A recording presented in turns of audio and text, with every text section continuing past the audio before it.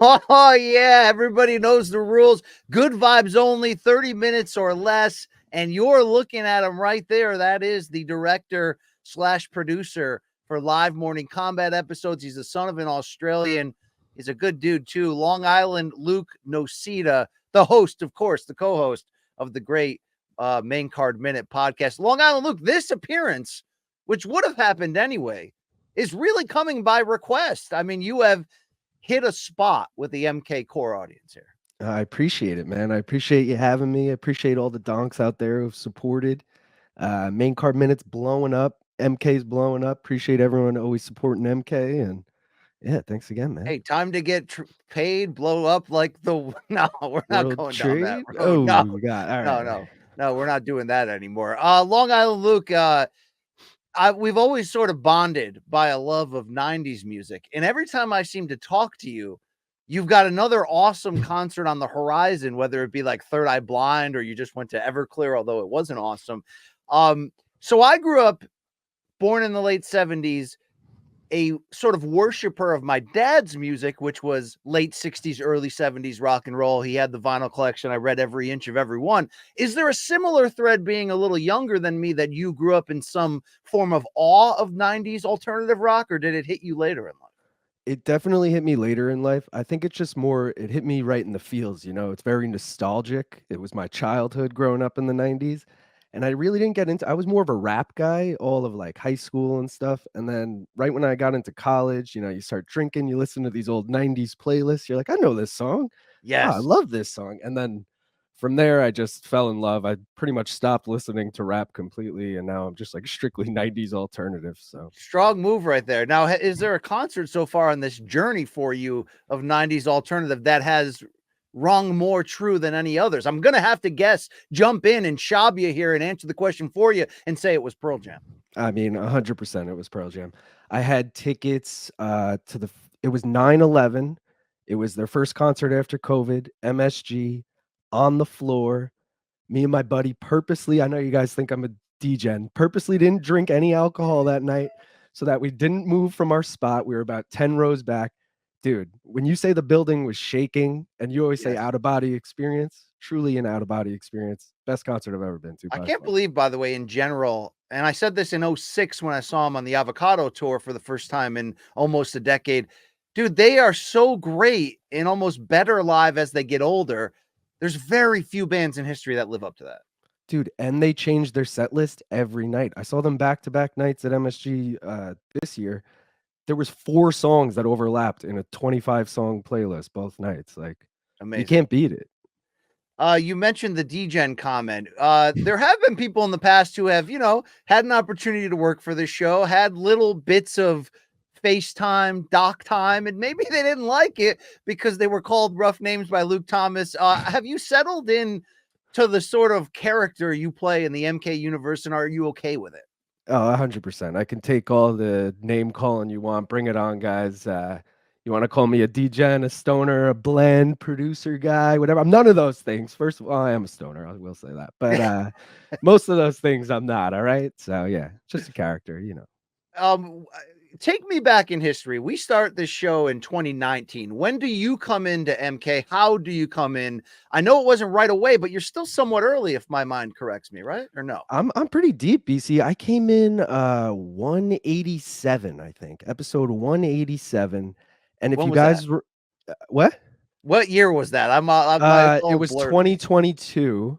February of 2022 is when I came in. It might have been 287, dude. I don't even remember. Either way, there was an 87 in there somewhere. 69. I don't know. Anyways, came in. I actually used to listen to the show, guys. Big fan of the show. Gaff, then I heard you guys name drop Gaff on air, and I was like, I know Gaff. What? Hit up Gaff. Gaff was like, yeah, I've been working for this Malka company, and we work on Morning Kombat. I was like, holy shit, dude. If you ever have an opening, let me know. Gaff hit me up like 2 weeks later. He's like, we have an opening. I was like, all right, great. So I swooped right in there. And I was going to say, if you guys don't remember, we didn't tell you for the first probably 10 episodes that I was directing it. Like did we even know that you were in the back room at that point? I don't even think so. I don't think you guys even knew who I was. We had I'd have Gaff or Corey get on Zoom and talk to BC and Luke.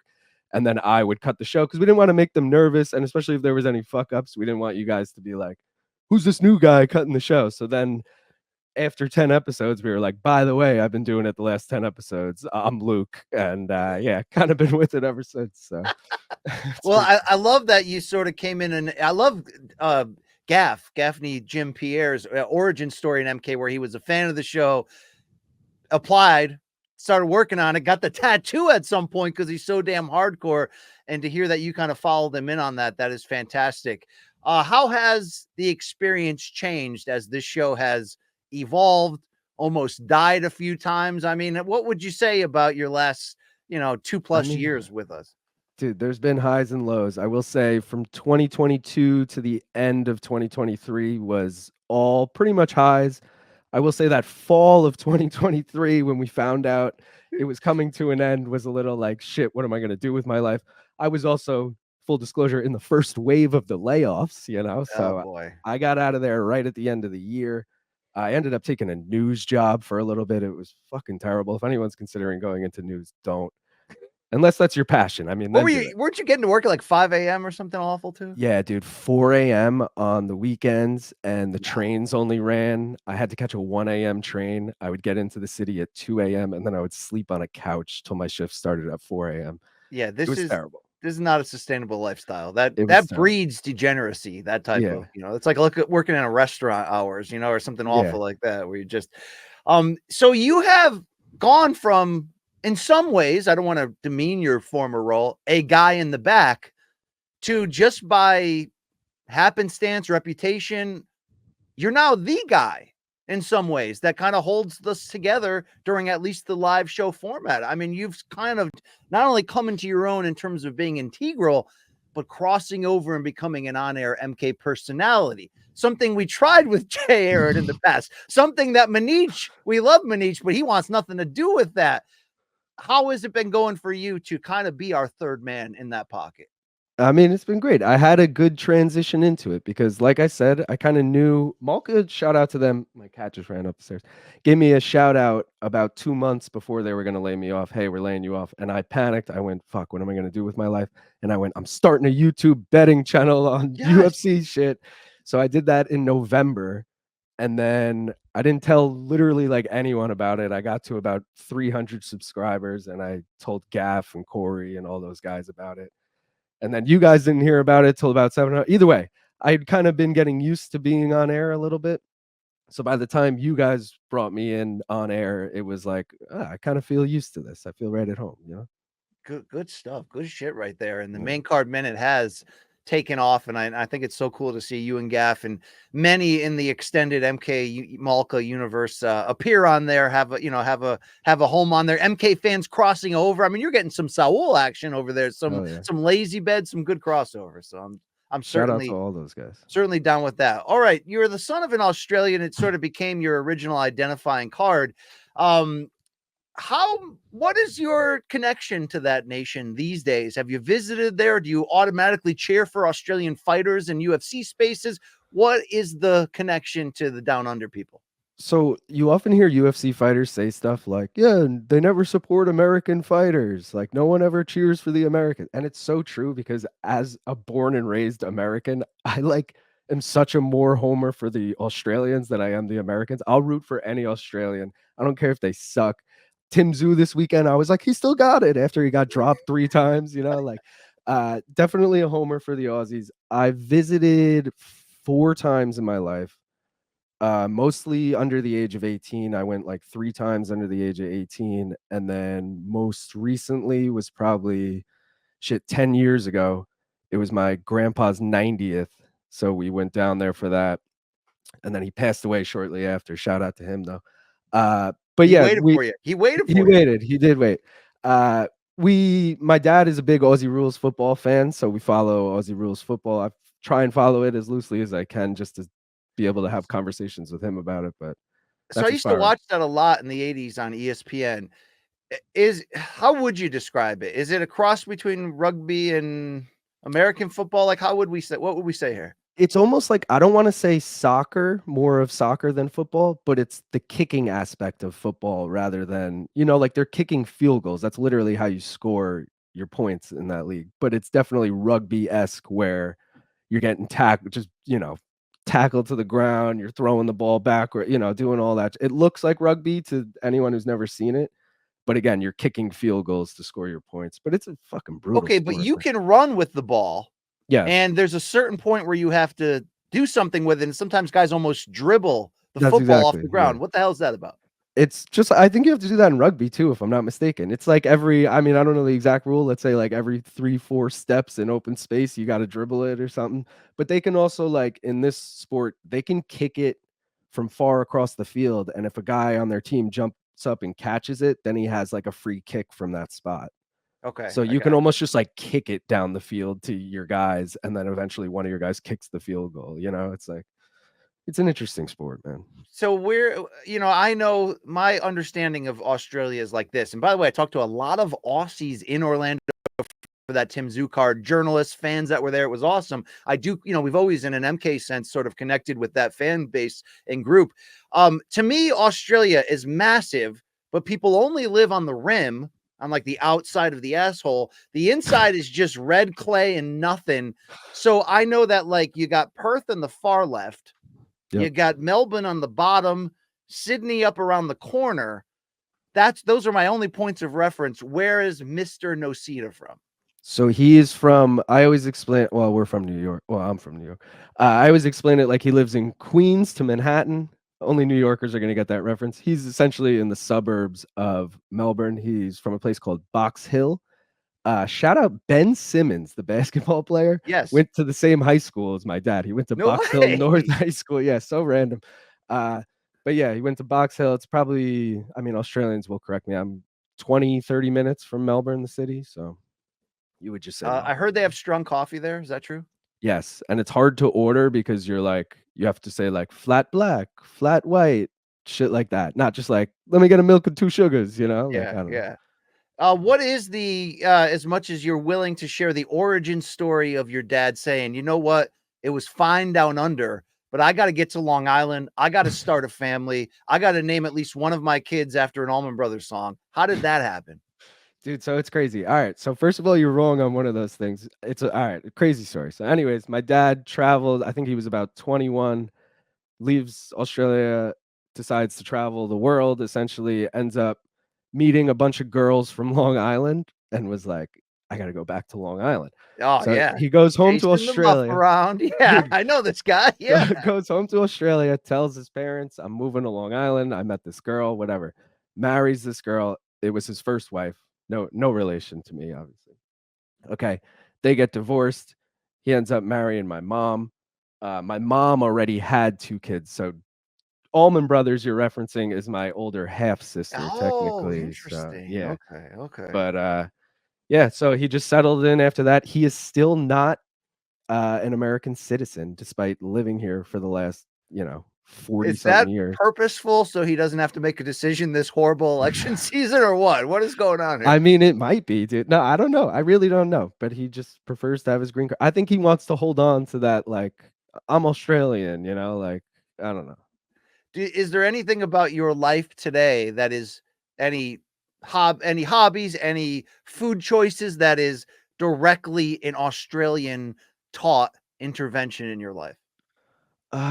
Not necessarily. Like, people are immediately going to point to like Vegemite. Like, all my siblings love Vegemite. Like, which is what? Is that like a spam type deal? It's like no, meat in a it's can? no, it's a spread like you would put on like a bagel or toast or something. Okay. But it's like yeast and like it's like dark brown, dude. I hate it. If you ask me, it's nasty. Australians are gonna hate me for this. They probably all love it.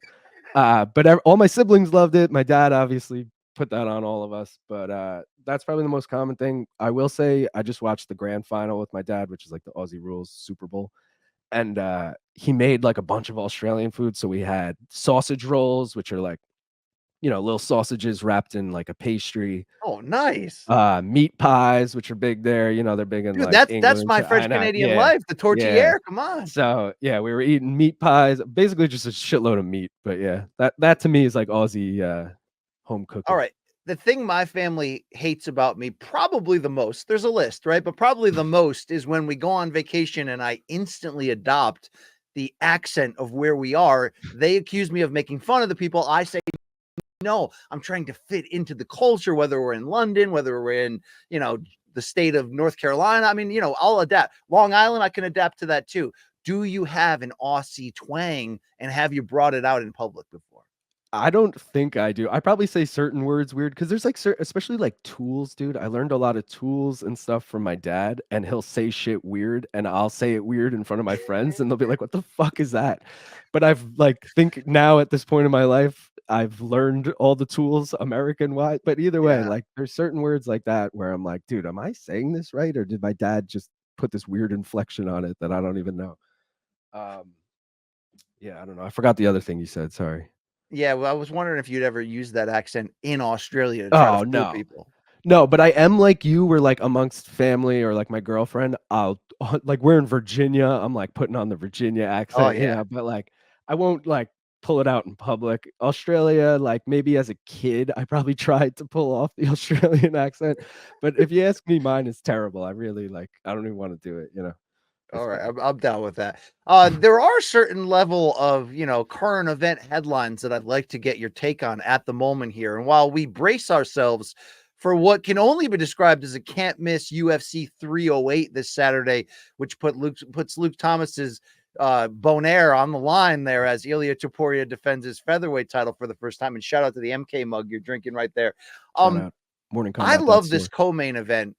Like absolutely almost as much, if not more. And yet I'm here to tell you Max versus Ilia is there's my go-to line. One of the 3 best fights you can make in the sport. And it really is. But dude, Khamzat versus Robert Whittaker, even without a title, for me could headline any pay-per-view and I would actually pay for it. How pumped are you for this middleweight tilt that might produce the next title challenger? Dude, so I wish I was more pumped because I mean, you guys could see I got 2 Bobby Knuckles posters over my shoulder. Damn right. I will. All right. How about this? I just watched the first episode of Embedded, and Khamzat didn't come across great to me, and Rob did. And I was like, oh shit, maybe I'm feeling a little better about this fight. But if you ask my honest opinion, I think Rob gets finished in the first 2 rounds. Oh, get the heck. How dare you? I hope I'm wrong. I did take the over 1.5, so I hope it's at least late in round 2. But I will say if it goes past 2.5, meaning late in round 3 or further, I think Rob has like a really good chance. So is this a 5-round non-title one? Okay. Yes. Okay. So I feel like Rob could win 3, 4, 5 for sure, but he has to survive 1 and 2. And I'm not I'm not confident enough to put my money on it, but I love Rob, and you're damn right I'm putting in the former champ parlay. RDA, Rob, and Max. Dude, that's a good parlay. That's the dogs. I tried to talk a lot of people into the Albuquerque parlay one time. Remember when John Jones was headlining against, I think it was Maheta, and it was Holly versus Amanda in the co-main. I'm like, dude, the Albuquerque parlay is gonna hit. And then Holly got hit up the head with a high kick. So yeah, that happened. This is an interesting one because the odds have Chimaev, and certainly Chimaev has next big thing and has had that written all over him for some time. But how do you speak to the constant inconsistencies of his eventual takeover? We're like 4 years into the, oh my God, who's this Khamzat guy? He's like welterweight, middleweight, Habib, which he isn't. He's his own fighter, but like there's been highs, there's been lows, there's been like even to be fair, the Burns fight, the Gilbert Burns fight, his sort of breakthrough step up fight. I think you could argue Gilbert won that. And I think there were times you're like, man, Khamzat maybe unnecessarily throwing himself into action. But like since then, misses weight against Nate, but destroys Holland, constantly getting sick. There was a retirement in the middle of that. Will we ever see, and maybe you can argue that we did against Kamaru Usman. It was a solid, like that's who Khamzat is. And I was impressed. Not overly impressed, but I was impressed. Is he still the same guy we thought he was coming out of the pandemic in your eyes? I mean, dude, coming out of the pandemic, he fought what 4 times in like a year, not even like twice in a week, something like that. So I think we thought he was going to be this run through the division within 2 years kind of guy. It's still crazy to me. Like you said, it's been a 4-year span. He still has 7 UFC fights. This will be his 8th. Like that's not that inactive when you consider it. But like I said, it was kind of front loaded. Like he really fought all of his fights in the beginning, hasn't fought much since. But Dude, I don't know. This is definitely like, if you lose this fight, I mean, it's Robert Whittaker. It's one of the best guys in the division. But if you're Khamzat and you lose this fight, like, I don't know where you go from here. Do you go back down to 170? Do you try and stay in the mix at 85? I don't know. But his whole career has kind of been a fucking shit show, has it not? Well, what do you think if we look back at that really weird Nate Diaz missing weight situation?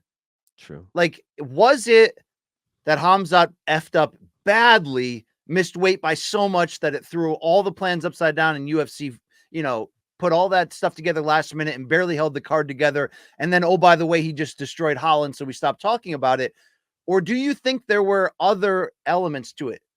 Conspiracy theory number 2, UFC decided, let's not F with Nate on the way out. Let's keep him around so we can do the Conor trilogy. We'll give him Tony instead. And I think the third theory is maybe that there was some self-sabotage in Chimaev, that maybe the pressure of being finally headlining a pay-per-view and being pushed as the next big thing, and here's an old veteran name for you to mop up on.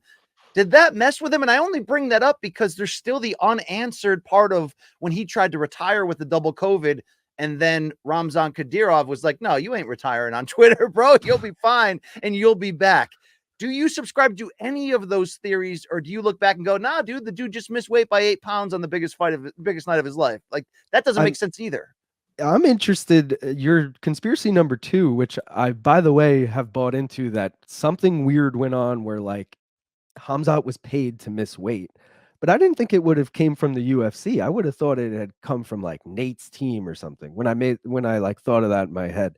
But because I don't know, I can't see the UFC doing anyone right, especially given the Francis situation. I don't care if it's Nate Diaz, dude. They're not going to do the right thing in that situation. I think like that was such a perfect falling of the cards for Nate that it's almost like, did Nate's team pay Khamzat? And you alluded to it. Fourth conspiracy theory right there. I mean, come on, right? Dude, you alluded to it. I can't remember the exact thing he said, but didn't Khamzat say something like, I missed weight because he said something like, I missed weight, someone made me. In a translated quote in an interview that made it seem like he got paid to miss weight. I'm with you on that. Yeah, so I don't know. But maybe that's him making excuses for himself.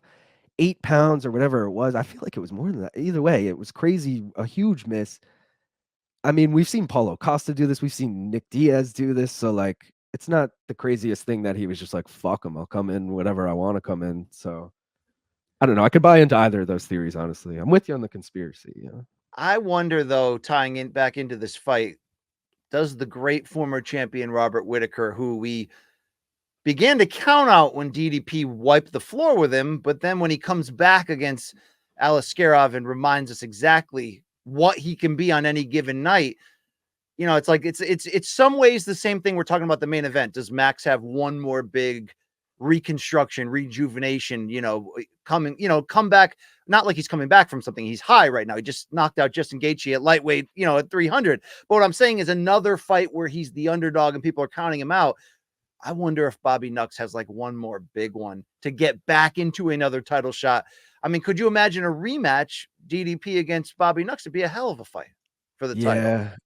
I don't know if I would favor Bobby Knuckles in that again against DDP, dude. I hear you. DDP's a big ass tough out, man. And I was just talking to Luke about this. I was watching the footage recently of DDP versus Whittaker, and DDP just so easily takes him down, like so easily. And I'm not saying DDP's a bad wrestler, but like Khamzat is a really good wrestler, dude. And if DDP's taking you down at will like that, I think Khamzat could too. So I don't know.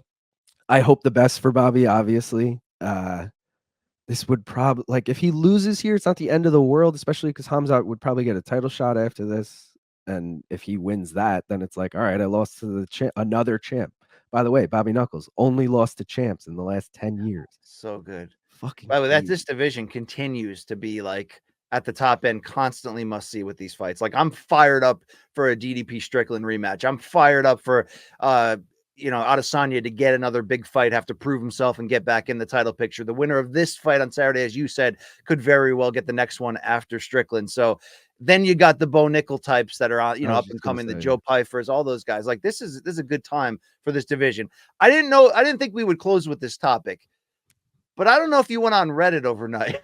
Or I don't know if you subscribe. I didn't overnight, but I normally go on it. What anything good? I don't know if you normally subscribe to the Schaub podcast or not. Did you or did you not hear about the 15 to 20-minute scathing comeback that he opened his podcast with, in which he basically said to Nate Diaz after the recent Twitter war, pull the fuck up, multiple times, and by multiple I mean about 50. I'm not hard to find. And basically what Schaub was saying in this long, impassioned, and edgy rant, because he's like, Nate, what are you going to volume punch me? So what he's trying to say is, come at me with all your boys if you have to, but if you're a real man, you'll find me and we'll do this one-on-one, either a grappling match or a real fist fight. I did not expect Schaub to escalate this to where he's going 20 minutes scorched earth, telling him like, oh, you're from Stockton? No, dude, you're from Sacramento. You're not tough. I'm tough. I think this guy's asking for it now. How do you sort this out? Because this went from another humorous / weird Schaub exchange to they might really fight in real life now. Do you think it's just Schaub trying to get like a boxing match or something against Nate? I know they're far apart in weight, but I think according he wants to Schaub, a grappling match because he won't stop talking about a grappling match. And then Craig Jones was on Helwani's new show talking about, let's put that match on that. Helwani wants to be a broadcaster, but Nate's not going to play games. Nate doesn't play games. Yeah. I think Nate goes to the studio today and knocks on the door because I think he's about that life. Like, what happens next with this? That would be wild. Also, that would help sell this potential match or whatever we're talking about. But there's no money in a grappling match. You know what I mean? Unless it's Craig Jones. Unless it's CJI. That's true. But you got to wait, a year for that now if they're going to do it once a year. So it's like, is that worth the wait? Why are you hyping this up now? I don't love them in a boxing match, but I almost think that's the angle here. Otherwise, Brendan Schaub's looking to get 5 guys knocking at his door with baseball bats. I really don't know what he's trying to do. Like there's certain people you can F with or talk trash with, and maybe nothing happens. I don't think Nate Diaz is that type, especially not when you're so aggressively like trying to clown him like this. Yeah. I don't know, dude. I wouldn't fuck with Nate. By the way, speaking of Nate, quick, Fluffy Hernandez is like exactly Nate Diaz, is he not? He's covered in tattoos. He's from California. He's good at jujitsu. He's scrappy. He's got a great cardio. They are very much the same person to me.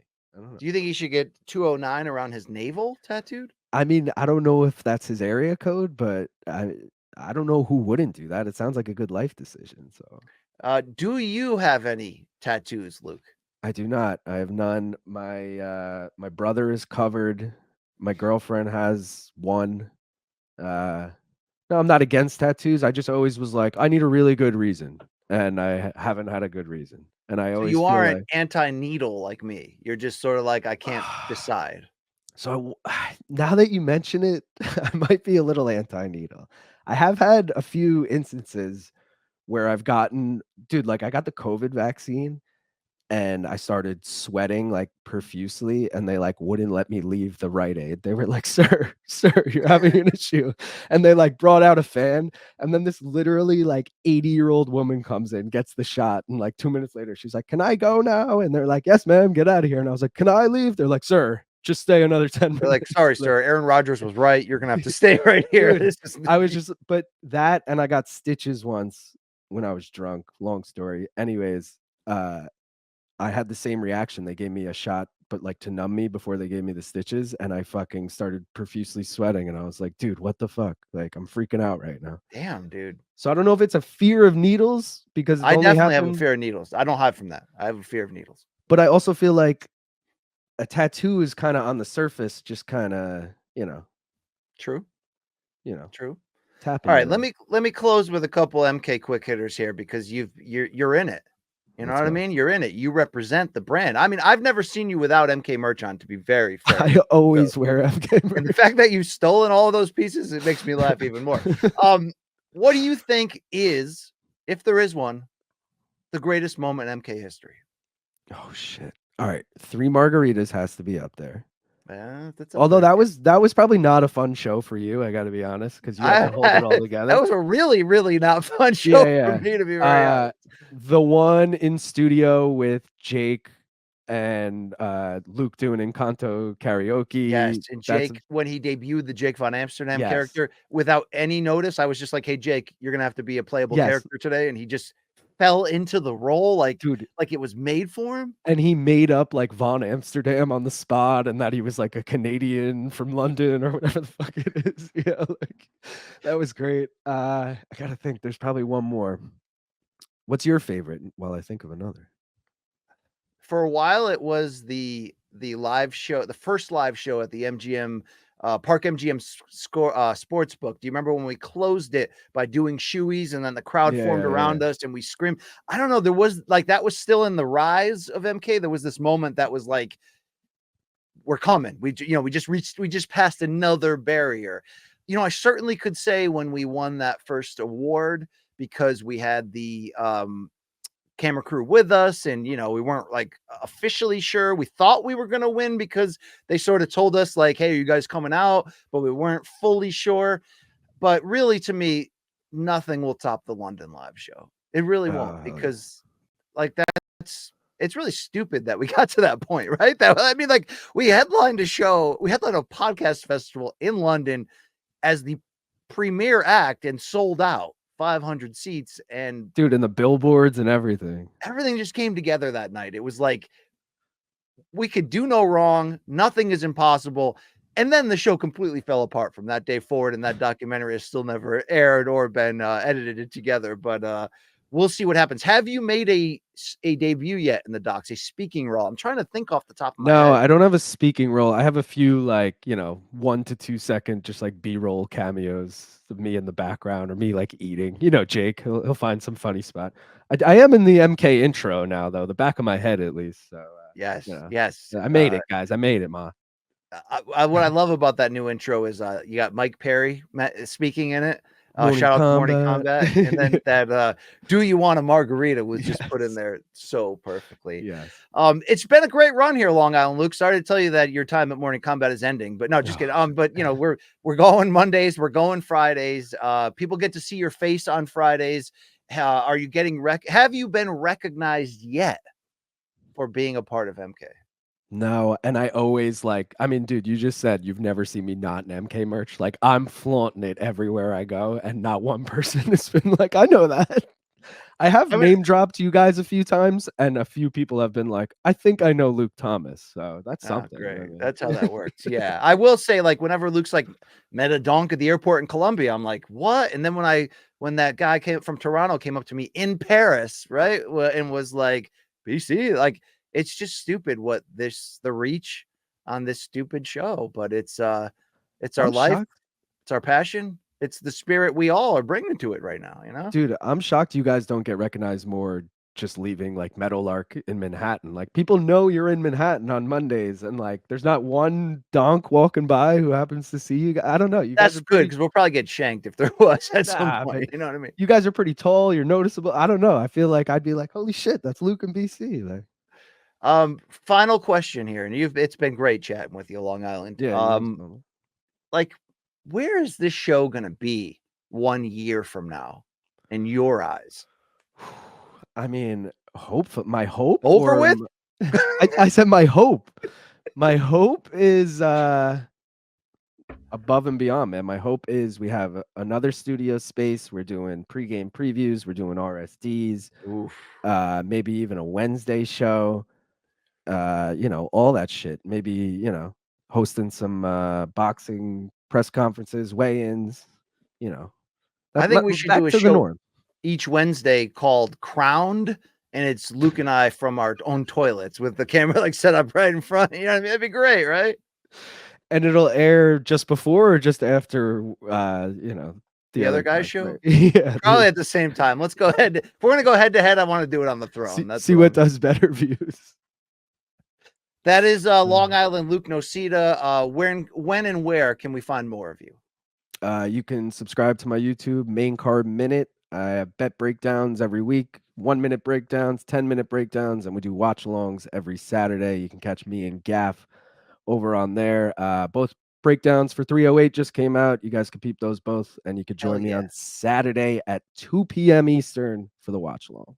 Wow, this is great. But you keep this up, you're gonna have your own T-shirt soon, Long Island Luke. All right, dude. I did order stickers, so shout out. I'll give you a couple main card minute stickers. Oh, I'd be down for that. Yeah, I'll put it on my laptop cover. I had to pull that Showtime pay-per-view sticker off. It was like pulling off the Band-Aid that was keeping the wound closed. You know what I mean? The wound's like, back open again. There it is. That's Long Island Luke. This is BC. We checked in. Turns out he's doing well. Thanks so much. Like and subscribe. Check out this man's work.